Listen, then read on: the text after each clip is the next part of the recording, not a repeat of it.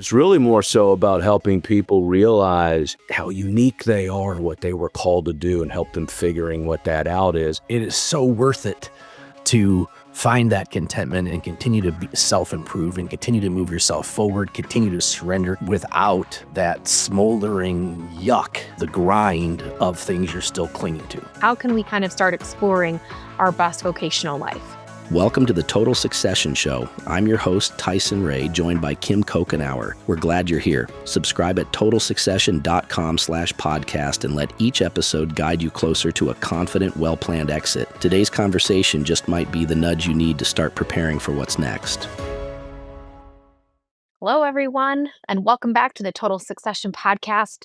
We have Brian Church with us today, and he brings the kind of energy and clarity that our industry needs right now. A little bit about Brian. He's the Chief Growth Officer at OneAscent, a firm that's doing big things in the values-based investing space. But what makes Brian's story especially powerful for you to hear today is what came before that. He's also the founder and CEO of Advisory DNA, one of the most respected coaching and consulting organizations in the financial advisory world. Advisory DNA was recently acquired by OneAscent, which kind of tells you everything you need to know about the impact Brian is making. So, Brian, we're excited to have you and welcome to the show. Thank you, Kim. Thanks for having me. Thanks, Tyson. Absolutely.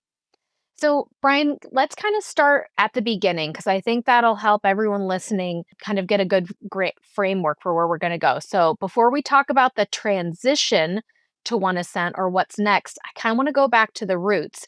So Advisory DNA has been a huge influence in the industry. What actually inspired you to create it? And what was kind of that gap you were trying to fill? Great question. So I've worn several hats right out of college. In fact, my plans were to be a college football coach, and an 0-10 season derailed that.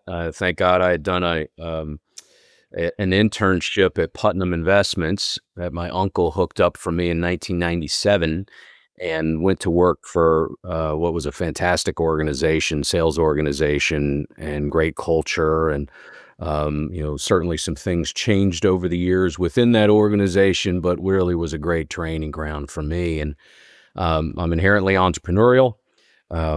So you could say a prayer for my wife and putting up with that over the years. But I felt that I wanted to go and do something, build something. And there was a gentleman out of Memphis, Tennessee named Jim Shoemaker, who financed us to really start a scratch office in Nashville, Tennessee. And over 5 years, we built that to run 18 advisors. And that office is still there today. It's still known as Shoemaker Financial. But again, the entrepreneurial ties, or, if you will, just that calling to go and do something and to create and to activate has always been there for me. And so after 5 years, went out and started a consulting company. And that consulting company was first called Ambassadors. It's always been the same concept. We just changed the branding a few times and ended up being really appropriately named Advisory DNA. And so the idea behind Advisory DNA is, and you can say that you were first. Who knows if you were first, right? I think that's a little naive to say we're first or best at anything, right? We're all standing on the shoulders of other folks and living in the shade of trees that were planted by other people and by God's grace. At the same time, we knew that most transactions, most successions, most things in commerce often, start with the economics and end with the fit.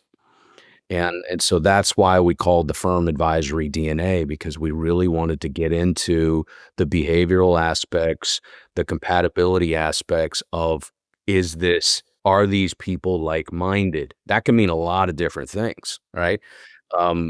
Where is the fit? And so that's when we talk about DNA, that's what we mean. Of course, we're not actually working with human, genome DNA and things of that nature. So we set out to try to do and arrange great marriages, and then also provide people with a very unique pathway for succession, for exit, to change teams, to find growth, to adopt new, you know, opportunities with regards to the advocacy of the deliverable to the client. Anything that we could Wow. do to help people, and we have a very consultative way of doing it. A lot of times we end up helping people and we don't get paid for that. That's okay. You get paid many other ways in this industry, even if it's not with a dollar. So that was the inspiration. We saw everything looking like a mere transaction, and we wanted to double, triple down on the DNA, which is the actual fit of a relationship, coming together. Yeah, I think it would be I think your first choice was probably easier. Coaching football players is probably a little easier than coaching, advisors. We've enjoyed Kim and I going through, a bit of your process, and one of the things I wanna highlight because it's worth highlighting, how, 'cause, we have a mutual faith in Jesus, right? So how did the faith component come into this? Because I think, I think that's an important aspect for people to hear that that's also a part of the DNA of you. Yeah. Yes, absolutely, it is. Um, I'm a believer and follower of Jesus Christ, and it's everything for me. Right. So, Mm, as something that we'll get into a little bit later on in this is a concept called best vocational life. And mm, best vocational life is not just what you do for a living. So I kind of subscribe to a philosophy of that there's three vocations. The first vocation is your personal relationship with Jesus. The second vocation is making sure that, I'm just talking to me specifically, that I'm a husband, I am a father, I am a parishioner, I'm in a spiritual family. I have people that may or may not share my faith that would be, if I wanted to take it to a whole nother level, we're about to lead a group of fathers and sons to Baja to go and build homes and for people, but we call it Journey to Kingship, so we can learn how to be a king. My wife works with folks women to help them be a queen. What does that mean? And so that second vocation is taking care of that sphere that God's placed in front of you. The third vocation, which I get really jazzed up about, is to do a thing and to do it well. That is the calling. That is top of license. Your unique design, and I believe that everybody. It's tough to put your head around, but if God can make a fingerprint different for every single person that's ever existed, or a snowflake that is not like, any other snowflake that was ever created or formed. You know what? He created each of us to do something that no one else before us or after us is able to do. mm. Just that'll mess with your noodle to think about that, but that's what I get really jazzed up about. And then to help financial advisors, who I think are incredibly important, they live at the crossroads of life and money. If you think of finances, it's the number one cause for divorce. It's the number one cause for suicide. It's the number one cause for ruining people. And it also, provision is supposed to be a good thing. It is a good thing. It comes from God. He gives us the power to make wealth. So whether they have the same faith as me or not, it's very important to us, and that's how this is to help these financial advisors, these CEOs, these COOs, these growth officers, whoever comes in our path. Can we help them really look at those three vocations, um, and make sure that they're operating with the people they should operate with, right? That they enjoy what they do. They're operating as in top of license, highest and best use in what they do, and they enjoy it. And Yeah. they're also getting paid what they're worth. All of those things kind of come into that. So that's where the faith component comes in. Yes, get really excited about values alignment, not just in investments, but also in planning overall, the behavioral aspect of how people think and feel about money, how they communicate with their spouse, how they make decisions. Are they generous? Do they want to be generous? Things like that. But it's really more so about helping people realize how unique they are and what they were called to do, and help them figuring what that out is. And it happens to be in the parlance of the financial advisory industry. So, Yeah. Well, and that sounds like, Brian, that you've been able to take some of those themes of behavior and values and fit and really kind of work that into all of the work that you've had over the last few years, probably decades, working with different firms of different sizes. I don't think you can talk a little bit about, have you seen any different trends based on size or where you were in the country, or kind of is it really kind of the same thing at the core where people are? If you kind of start at the beginning of the process, you really get down to the right fit at the end. Yeah, it's interesting. Good question. So we have in the original assessment that we built, and I don't want to over romanticize this. I mean, we didn't split the atom in what we're doing, and there's some great firms today that are utilizing AI and going to a whole nother level with regards to fit. Um, but when we created this first assessment, it was 91 questions, I think, which is Wow, really, that's a that's lot. robust. Yeah. O Overwhelming, it might be the right word. Um, but I would ask people, "Trust me, if you'll do this, I'm not gonna charge you, and I'm not gonna have any sense of entitlement over your time. If you'll go through this process, you're Mm, gonna allow me to prepare a gap analysis and really dig into who you are, and more importantly, what do you want to become, whether it's an entity, as a person, as a calling, whatever that may mean." And so, in that process, and we began to build that, we would send the same one. I send that to someone who thinks that they wanna get in the business and is starting to research the business because it's also educational, but I also used it with the, CEO of a $190 billion with a B RIA. And, uh, and I think they got something out of it, right? And so it's relevant to ask somebody, whether it's 5 questions or 90 questions. Probably I would bend in the future, and the assessments that we create now for succession planning and other things are more like 30 questions, 25 questions. Um, but, when they're going through that, self-assessment is powerful, especially when you're asking somebody, "Who are you today?" or "What are you doing today?" versus what you would like to be doing tomorrow. There's incredible amount of data that you can utilize from that. yeah, that's amazing. So I'm glad that you're able to kind of refine that over time, but I'm glad that you really were able to convey the importance of doing all of those questions at the beginning, because there's a lot. If you're not willing to put that time in for that self-reflection, you're not going to really think get out on the other end of it what you need to in this whole process. One other quick thing just too, that I think it's important because I wanna directly answer your question, do I see trends? I mean, so at first, everybody can use self-assessment in the form that we use it, and a lot of other folks use it. I do see, something in most RIAs or hybrids, whether they be 10 million under management or 10 billion. Um, Well, there it's every level you get to, you're still going to come up against the need for scale, um, and the issue of vision drift, culture drift, and also we can't forget, right, the efficacy of the continuum of care of the client is what we are here for. yep. And that wanes through growth. Even when we start building some really great and exciting technologies and tapping different behavioral aspects in the planning process, the efficacy of that continuum of care and the delivery of it also can wane the larger you get. So just because you're at 10 billion doesn't mean you still don't have scale issues. I see that every day. And so that's a common thread, common theme. It's not an aha moment. But it's just, higher levels, different devils, right? That you're going to face the larger that you get. And then of course you got the guy or the lady who's chef, cook, and bottle washer at 30, 40 million and doesn't even have an assistant. And this lifestyle business doesn't feel like a lifestyle business anymore.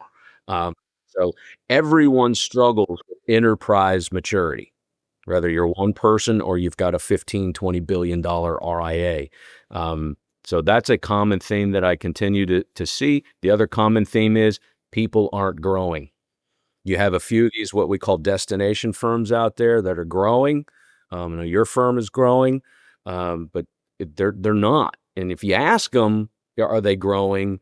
There's this hidden, little dirty secret. I think a friend of mine wrote a blog about this the other day, a newsletter. The dirty secret is that when you ask people if they're growing, they'll just basically quote you what the market growth has been. And they say, yes, we're growing, but they're not growing organically. And that's a problem in this industry because we're riding along in this 15, 16 year, some up and downs, but bull market. Um, and our margins are probably not going to increase in this business. They're probably going to get contracted over time, right? As as not just AI, but as machines can do some things better than humans. Okay, Hmm. so if margins, so we're seeing those are the main trends. And sorry, Kim, I wanted to answer your question directly there. No, thank you. And it's good because I think people need to understand that there's different things that they might not think everyone else is dealing with. So, kind of identifying some of those. So, thanks for doing that. So, I kind of want to shift a little bit of the gears to kind of talk a little about your transition to OneAscent. And so, what led you at Advisory DNA to being acquired? And what did that process teach you about succession from the founder's seat? Great question. So, um, sometimes and this goes right back to calling. Mm, Okay, it's calling, fit, a lot of those different things, and you know, I'll refer to myself in the third person here for a second. The folks that have worked with me in the past know Brian. Brian's not a great employee. I hope I'm a good teammate, but I like being in my own. Tyson's, nodding and laughing, right? uh So, huh. but birds of a feather. But I'm not great in a position where I don't have a chance to have a lot of somewhat influence. I say that's a nice way of saying control over what I'm doing. But at the end of the day, we've worked with some really cool destination firms over time. I was blessed. It was less of me influencing them, more of me getting a chance to be along for the ride as an eyewitness and an insider at United Capital. I was a consultant for them.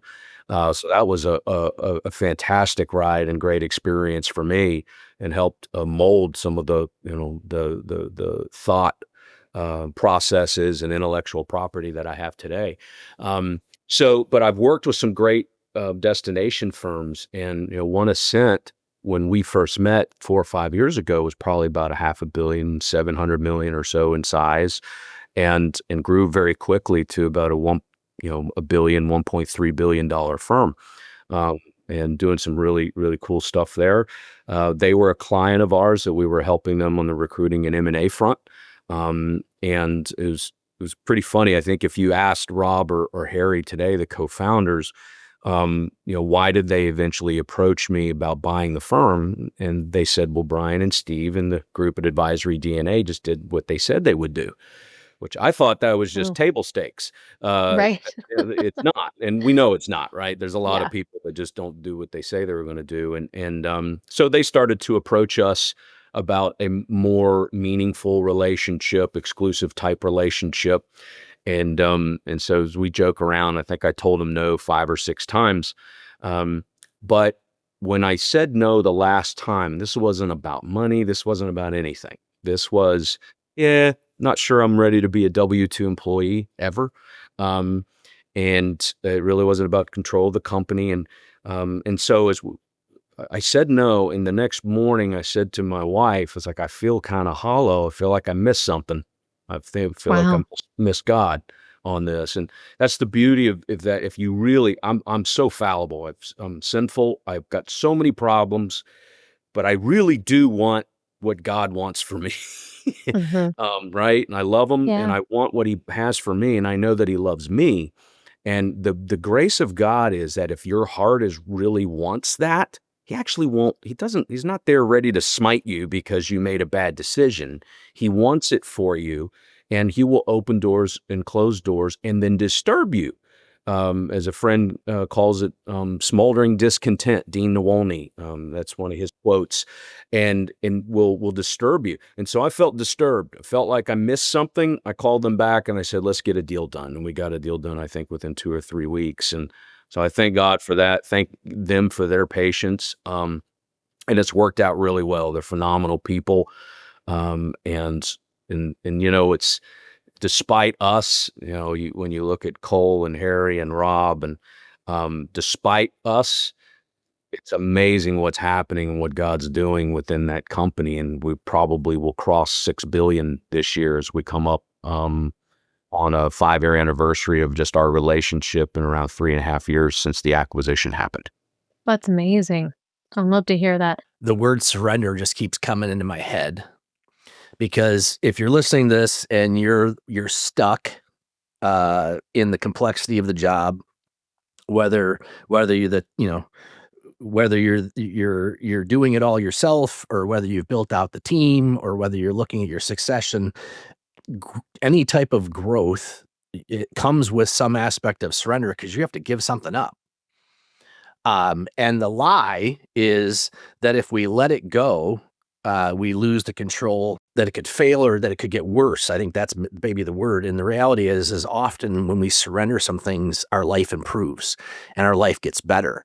Whether that's surrendering roles in the job that you have to free yourself up to be the better person that you're meant to be with more time or more energy, or it's the other extreme of being acquired or going through a succession process where you're letting go and surrendering, but maybe now finishing your career with more energy or more resources, or being called into the next chapters of your life that you can't figure out if you're still stuck holding on to everything. That's right. Great. Yeah. Brian, I'm glad you listened to that. I love that phrase, the smoldering discontent, and you've been able to heed that and actually take action on that. And it's clear to kind of see the benefit for you on the other side of that, and the passion you really have, I think, has probably only been magnified in that transition. So you were tied very deeply to something that you've built, and was there anything in that process that really helped you kind of let go of some of that initial control? And it could be a big part of your faith and trusting that God had something bigger for you planned, and you paid attention to that smoldering discontent, or was there any practice you had to put into place or still have to put Mhm. into place when that kind of is still when that still comes up for you? Yeah, for sure. Um, one of the things is, um, I, as an entrepreneur and as a business owner, I feel compelled to create and push, which isn't always healthy. That can be a good thing, can be a bad thing. Now we're in a position that, of course, we're creating and we're pushing, but I'm part of a larger group, and I have a lot of people which is kind of nice sometimes, that do the things for you, so I don't have to do a lot of it, right? And but that's an odd feeling for someone that's been independent for a long time, and so I've had to wrap my head around. Um, Dwelling in it's a passage, I think it's Psalms, Proverbs. I have this right in front of me here, because I quote it a lot. But there's a passage that says, "Dwell in the land and enjoy safe pasture," and which is really powerful. Is in just what you just mentioned, Tyson. It's about surrender. So sometimes we just surrender. I even had a mentor and coach in the last few years that said, "Brian, you need to tone it down." What he told me. And that was a nice rebuke of, "Dude, relax a little bit, okay?" And getting to do that, sometimes it is age, maturity, but at 50, I still do some pretty immature things. Um, but getting to just release and say, "You know what? I really I can't affect the buyer's pin. All right. I really can't affect any of these outcomes. All I can do is to try to do what I do with excellence and try to love on other people, and then just dwell in the land and enjoy safe pasture." And I think business owners are in that same place, whether they have sold their business and they're going to stay on for 3 to 5 years as an employee, not the chief decision maker. Or what I see a lot of is, especially in our industry, because you are so influential to the people that you serve and the people around you and in your community, it becomes your identity, which can be very, you know, Mm, tough to get out of for any of yeah. us, right? Identity is something that's, been stolen from many of us. But once you have something, you kind of latch on to it, Mm, right? It's real easy to say, well, your identity is in Christ. And yeah, it is. That's great. Well, I don't feel like that all the time, okay? Because I'm human and I'm fallible. So that's where it gets into, what are you going to do next? What does God have for you? Whether you're going to stay in the business, or you're going to do something else. And many people don't have a plan. That's why a lot of sales never go through or break down, because there is no plan after. And part of that is even getting to that place is what you mentioned, Tyson. It's surrender. So that actually kind of you teed yourself up, Brian. Nicely done. You didn't even know it. So, what does that life look for you like in the after? How are you continuing to serve the industry now, working under the umbrella at OneAscent? It's we try to look at this um, as ecosystem building. This is not Mm, we're not building a firm. We may buy firms. We may have people that just use us as a values-based investing outsourced chief investment officer. But most of our firms and relationships are, I mean, I think there's 35 or so now, are folks that are completely independent. And we may own a minority share, we may own none. And they're RIAs, they're IARs. And so we're looking at this as I don't care if OneAscent ever gets mentioned. In fact, some of the RIAs we work with, you won't find us anywhere because they have their own agreements, they have their own, paperwork and their own instances of technology and but so we're ecosystem building, and that's what gets me excited. Is of course I love our firm, but I'm an ecosystem builder. I'm a church planner. And so follow me here when on this analogy or metaphor is in the church planning piece of it is, these are folks that are doing all things very differently. Okay, we're not building a firm. We have W-2 employees and we do things kind of like we have a portion of our company called OneAscent Wealth. So we say it's like Chick-fil-A. We make chicken here. That's what we do. Okay. Everything else is this amazing mosaic of followers of Christ around the country that are called to do very different things. Some people might have a Bible verse on their website. Great. Most of them don't, and some of them have a real hard time to be very careful because of the industries that they serve and work in, mm, of mentioning the name of Jesus. And they're not doing it in some, sneaky way, but they're loving yeah. on people. And it's funny and it's amazing how many times it ends up in a prayer opportunity or something like that because they're just Mm, loving on people on the front lines. So, yeah. anyways, that's how I see my role in what I'm doing is we're empowering advisors to advance the kingdom in Mhm. an ecosystem atmosphere. And we're not alone in that. There's some great firms around the country that are doing the exact same thing. And, I wish if there were 51 cents, man, what would that be like? Yeah. Um, and so that hopefully that answers your question, but that's the exciting part of what I think I'm doing today. And that's where our shift about 5 years ago came into advisory DNA, where we work with some amazing firms still today that don't share our faith Hmm. and never will. And they need help too, but Yeah. they're smart enough to understand what DNA means. Okay? Fit, and where do I fit? And what is my highest and best use? Top of license. I may not call it calling, maybe it is. What's my purpose? All of those things are very relevant regardless of faith. Um, Very true. we're ecosystem building, and that's what jazzes me up. I can tell, which is great. So I want to kind of bring this a little bit full circle for us here because we're going to talk it into the framework of succession. And so one of the things that we talk a lot about on this show is Tyson's space framework about seeing, preparing, acting, committing, and exiting in your business. So, from your perspective, both as a coach and someone who's been their own succession, how does that framework line up for you? Like, how does that resonate with you?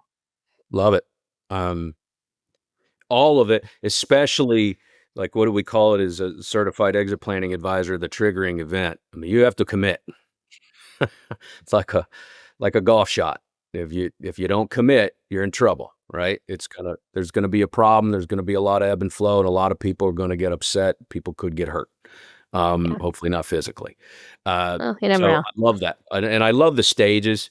Everything should be in a methodical process of stages that people can wrap their head around.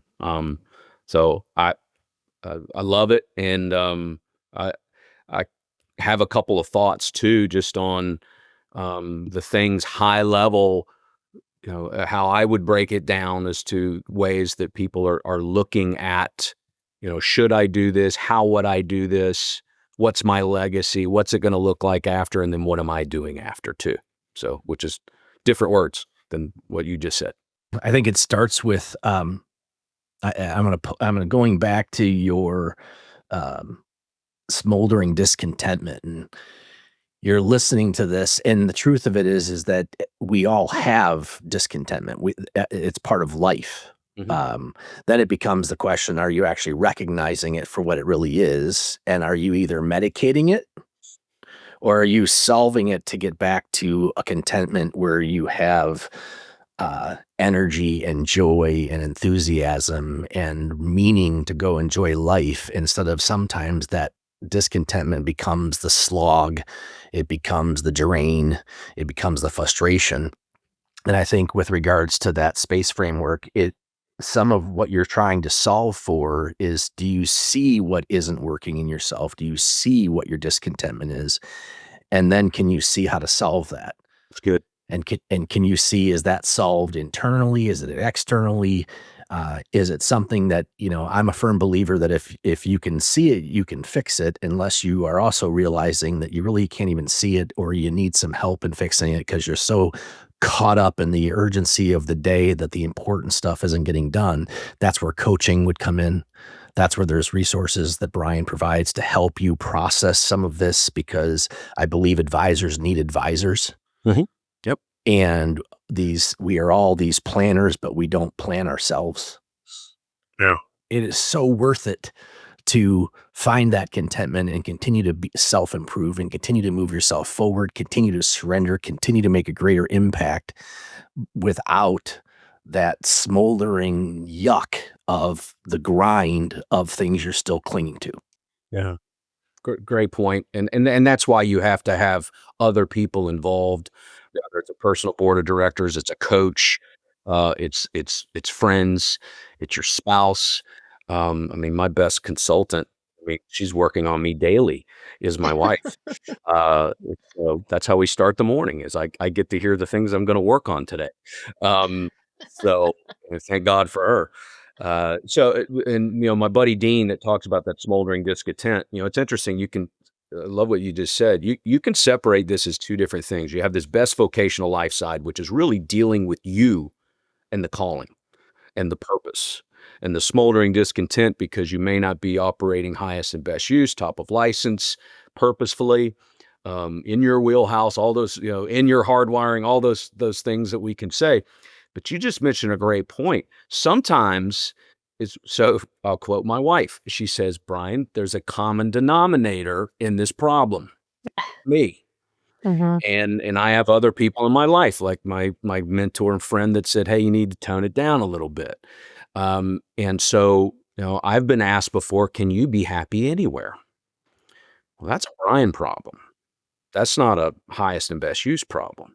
And so being able to work through that, and that's really what that concept of best vocational life is. On the other side of it, so there's smoldering discontent that's in there. It's either because you feel hemmed in, which I love how, it's like what God did with David, Joseph. You see it so many areas in the Bible, with men and women that he's used. But he allows you to be in a tight space before he gives you open places. And he's just working on you in there, and getting rid of the problems that may be you. But then there's smoldering discontent there. Some of it is just some issues that you talked about. Are you medicating these issues? Are you trying to get rid of them? Or you're operating on them, right? On the other side, we call it preferred future at OneAscent, is deals with the vehicle. It's the business, that where you are using your best vocational life as the medium to go. And, as I talked about early on here in the podcast, is you were created uniquely to do something that no one before you or no one after can do like you do. You got to find that. And then what a great medium that we have to take that to the world in the financial advisory space, whether you're in operations, compliance, you're in sale, whatever you're doing, you're providing guidance.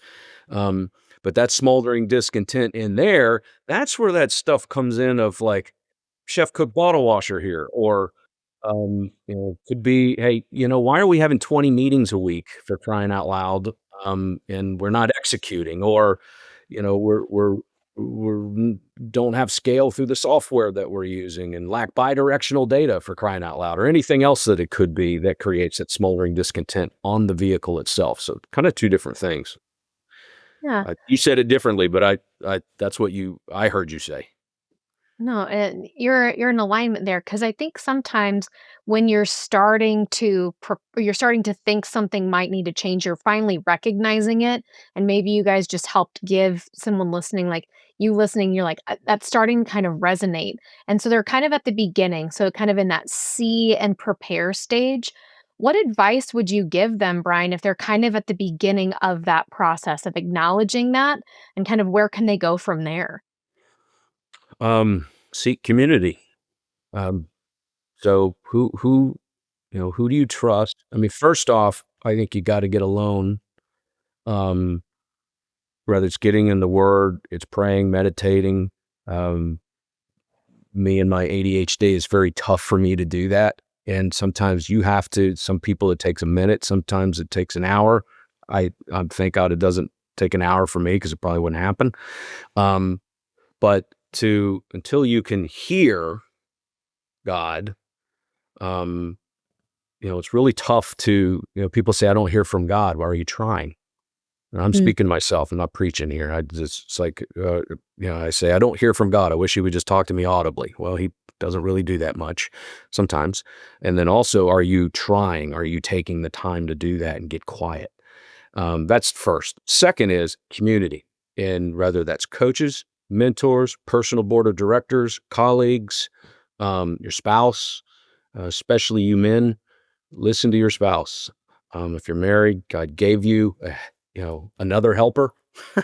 He's given us, one that's called the helper, and he also gave us a spouse. And if you're married, listen, because that chief intuition officer usually knows a lot more than us, and is connected more to the emotional wavelength there. And so that's what I would do.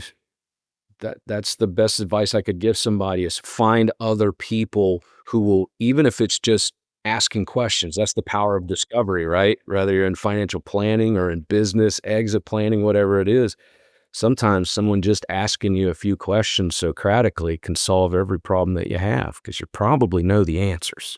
Well, and that's the whole part of it's creating the space. It's creating time for yourself.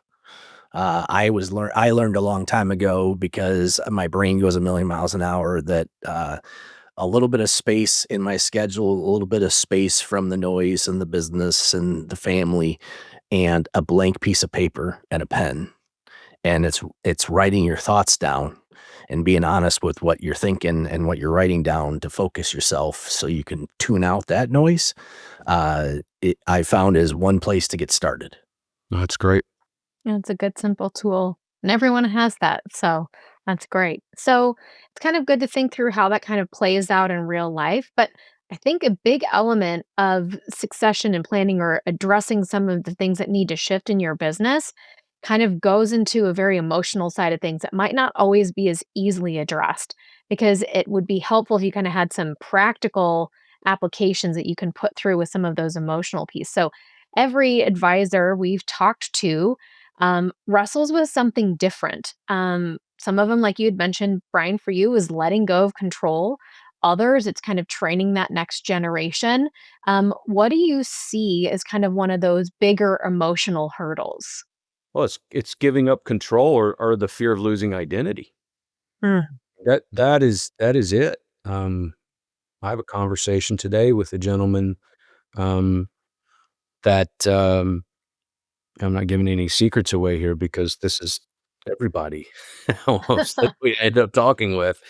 That is, just for some reason has not put a full continuity plan together, Mm, and I think he even thinks that the heir apparent is ready. But he admittedly wants to die with his boots on. And I'm like, that's great. There's a way to build that. Okay. That's very possible. Um, but you're going to have to anoint somebody else or, that's the kingdom that's just not gonna keep going, right? It's gonna die with you, and it'll take on another life of its own, and so, um, but that's the thing that I see holding people back, the most, and we we try to help people through a few different things. We talk about strategy, talk about monetization, continuity, and but the big one is, which it seems to be the hardest one for them, is that interdependence, that true enterprise maturity, that they're not needed anymore. That's where you get a chance to really ring the bell, because then you can stay around for as long as you want, or as long as they'll have you, and enjoy it. That's the toughest part, though, is them admitting the need for interdependency and being ready to start pulling back. I think another one, if I boil down my 27 years of dealing with other advisors, is there's a fear of disappointing the client in whatever you do from a succession standpoint or a team standpoint, or turning them over to somebody else. There's a fear of, this family entrusted you and you built the relationship with them, and you might suck at managing the money and you might not be really a good financial planner, but they trust you. And the burden of that, I think, prevents us from the reality that, what I have found is, I've actually hired team members that actually can care for the client better than I can, as an extension of me, not a replacement of me, but dealing with or recognizing that you have a fear of how to turn these people over to anyone else other than you, because left alone, they'd rather deal with you. That's right. But we're not immortal. We're not going to be here for forever. We don't get to control when that ends. And I think, as we heard from another guest on the podcast, we have a fiduciary obligation to the client to know what that for them to know what that succession is, for them to know how that transition is going to happen. And the longer we ignore it, the more likely we won't have control over how that transition goes. Exactly right. Exactly right. And it's helpful if you can start those conversations from a good place. So, Brian, I liked how you started with the framework of having some solitude and then counsel, to kind of get you in a good headspace so that you could start kind of wrapping your head around what those next steps would need to be for you and then for your team. And therefore, Tyson brought in the clients. That's right. So I think one of my favorite things to hear from anyone who sits in this space and supports advisors making these transitions is hearing about the success stories, seeing them thrive on the other side instead of languishing and struggling through that transition, or they can't commit and it blows up at the end. Like, so I would love for you to share a moment where it all came together for an advisor you're working with, and kind of what that was like for you to kind of walk alongside them and see them be successful in that transition. I think, just one of the best examples would be internally and what's gone on at OneAscent. So in 2017, 2018, Pearson and Associates was at Ameriprise, um, and for one reason or another, thought that starting their own RIA was the right direction to go. And they moved over, I'm guessing maybe a $300 million, $250 million practice at that time. And Harry was the lead advisor. But this goes back to kind of calling and I talk to a lot of folks about this. There are shepherds, great shepherds. There are shepherds of shepherds. Those are the ones that disciple the shepherds. And those are very pastoral in the mindset. But then there's ranchers, whole different mentality. Okay. And Harry's a rancher. And so Harry saw that he was a shepherd and shepherd of shepherds. And so he had Hayes Latimer, that's been with him from the beginning, Heath Morris and others in that practice. Now, where Harry today, he may meet occasionally with a client here or there, but he is, more in an apostolic role and CEO role. And so I would say 99% of that client base has been completely handed over. And Harry would probably agree and laugh about this. I think they'd rather meet with Hayes and Heath in the team than him. And the secret behind that was someone embracing a calling and what was next. Mm, So their identity wasn't caught in the practice itself. The other part of it was, and so I mean, just going back, there was repeatable, transferable processes, all mm. right, in the business. And so, OneAscent was one of the early adopters of something called FinLife that was out of United Capital, if you remember that, and then it went to Goldman Sachs, and I don't know what they're doing today. It didn't end up being more of a cultural fit for them, but they were embracing that behavioral aspect of helping people understand how they think and feel about money, how they make decisions, what are the trade-offs, and most importantly, what do you value as a person and as a couple or as a household, as a family. And so that's transferable. There is no star to the show there, and it becomes less about investing and financial planning and when you will retire. Those are very important things, and we certainly subscribe to values-based investing. Um, and but it was transferable. I think that's the real secret. It goes back to that advocacy of care, the continuity. Is it interdependent that it's not the Tyson show. It's got to be, the deliverable and the process, the journey, the client journey is what's most important. So today we've rolled out here in the last year, the values aligned client journey, which is very behavioral in nature. And as we're working with 10 of our firms around the country to kind of build that next level of leadership, for growth and for the legacy in the company, whether these folks Wow. are 45 years old, the patriarch, matriarch, or if they're 65. We have transferable processes that, even though they're all independent, they're adopting it in their own way, so they'll be ready for transition. So that's probably the best example that That's great. I can give. And there's been a lot of them. So I think we've been fortunate to be a part of over 250, what I would say, transitions and transactions, because some are succession planning, some of it's M&A, some of it's people changing teams. And we just helped an awesome team change teams, because they were not a fit for where they were for the last Wow. 20 years, amazingly enough. And Yeah. now they found freedom on the other side, and it really had nothing to do with OneAscent. It was about fit and helping people, find their proverbial promised land. So 2 decades of smoldering discontentment. it's really interesting.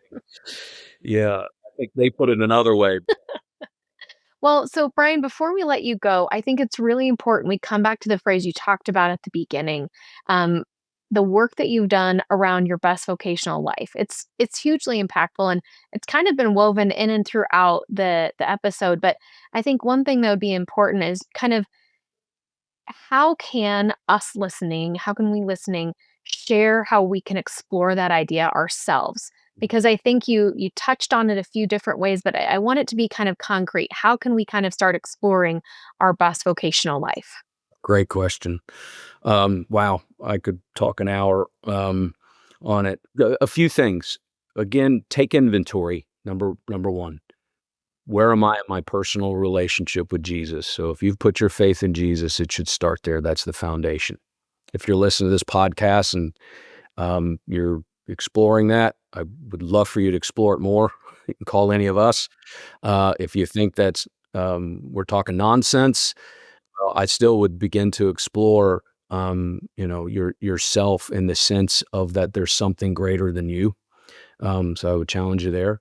The second piece of that is, all right, and take inventory of how you are doing as a brother, father, um, uh, mother, sister, son, daughter. Take inventory of this ecosystem that is your close personal sphere, people that God has, you know, brought into your life. I have a friend that talks about walking slowly through the crowds.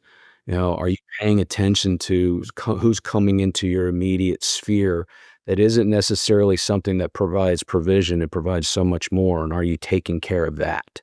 The word talks about taking care of Israel before going into to Galilee. And so I that's very important. And then the third thing is taking inventory in doing a thing and doing it well. And I would ask yourself these questions. What was I uniquely designed to do vocationally? And vocation can mean a lot of different things. It actually comes from the root word, so vocare, the Latin, which is a calling. What were you called to do? Most of the time you are gaining provision and you're being paid for those things in the marketplace and in the workforce. I mean, God created that as a gift, not a curse. So ask yourself, what were you uniquely created to do? So there's a lot of different exercises, whether it's strength finders, spiritual gifts tests that you can go through to help form, some of those thoughts in your head. But it is about, make no mistake, unique design. And the way that comes together is ask that same question I just asked. What were you uniquely designed to do? 10 different ways. What do I enjoy doing? You're hardwired for something. What do people say about you that, you do well? Working with a guy last year that thinks he's called to be a public speaker. The only problem is he's not a very good public speaker. Like how many people are telling you that you're really good at it?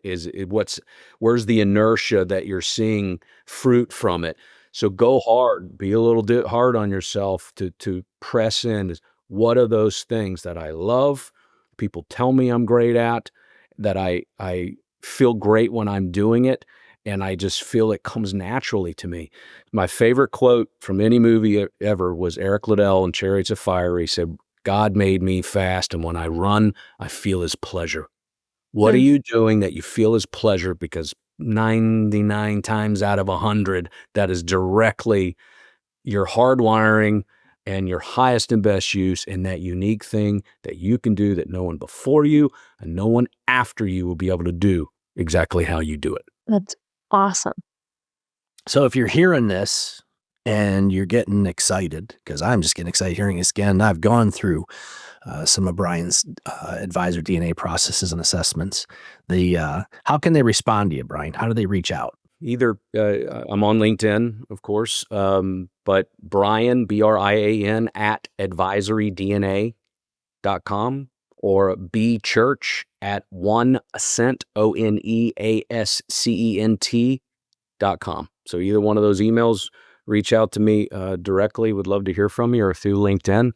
And would love to have a conversation. Yeah, and we'll link those resources for you so that it makes it really easy for you to connect with Brian.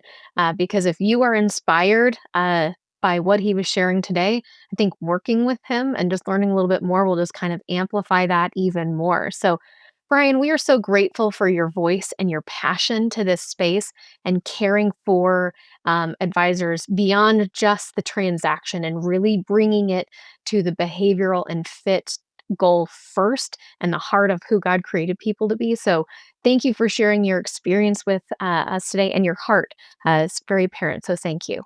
Thanks for having me, Kim. Thanks, Tyson.